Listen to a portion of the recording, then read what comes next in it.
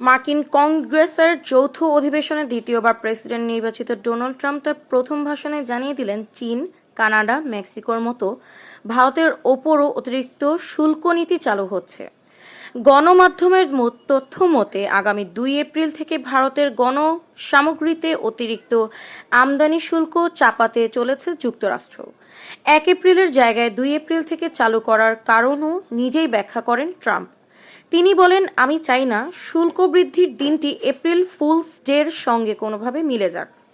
ভাষণে তিনি কংগ্রেসকে বলেন, ভারতসহ বেশ কিছু দেশ যুক্তরাষ্ট্রের কাছ থেকে অতিরিক্ত শুল্ক আদায় করে থাকে। তার পাল্টা ব্যবস্থা হিসেবে যুক্তরাষ্ট্র সেসব দেশের কাছ থেকে অতিরিক্ত আমদানি শুল্ক আদায় করবে। তার সরকার এই সিদ্ধান্তে বদ্ধপরিকর। ট্রাম্প তার ভাষণে আরও বলেন, কেউ যদি ট্রাম্প প্রশাসনের অধীনে যুক্তরাষ্ট্রে তাদের পণ্য উৎপাদন না করে তাহলে তাকে শুল্ক দিতেই হবে। কোনো কোনো ক্ষেত্রে বিরাট বোঝা চাপবে। দশকের পর দশক ধরে অন্য দেশগুলো যুক্তরাষ্ট্রের কাছ থেকে চড়া হারে শুল্ক আদায় করে চলছে। এবার আমাদের পালা। তাদের কাছ থেকেও আমরা চড়া হারে শুল্ক আদায় করে ছাড়ব। মার্কিন প্রেসিডেন্ট তালিকা ধরে বলেন, ভারতসহ অনেকগুলো দেশ যুক্তরাষ্ট্রের কাছ থেকে বিশাল পরিমাণের শুল্ক আদায় করে আসছে বছরের পর বছর। গড়পড়তা হিসেবে ইউরোপীয় ইউনিয়ন, চীন, ভারত, ব্রাজিল, মেক্সিকো ও কানাডা এছাড়াও অনেক দেশ আমাদের শুল্কের চেয়ে অনেক গুণ চড়া হারে আমাদের কাছ থেকে আমদানি কর আদায় করে থাকে।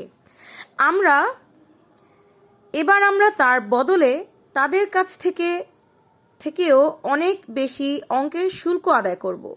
ভারতের প্রধানমন্ত্রী নরেন্দ্র মোদী ঘোষিত ভারত বন্ধু ট্রাম্প তার ভাষণে আলাদা করে ভারতকে চিহ্নিত করে বলেন, দেশটি আমাদের কাছ থেকে গাড়ি সংক্রান্ত শুল্ক প্রায় 100% বেশি আদায় করে আসছে।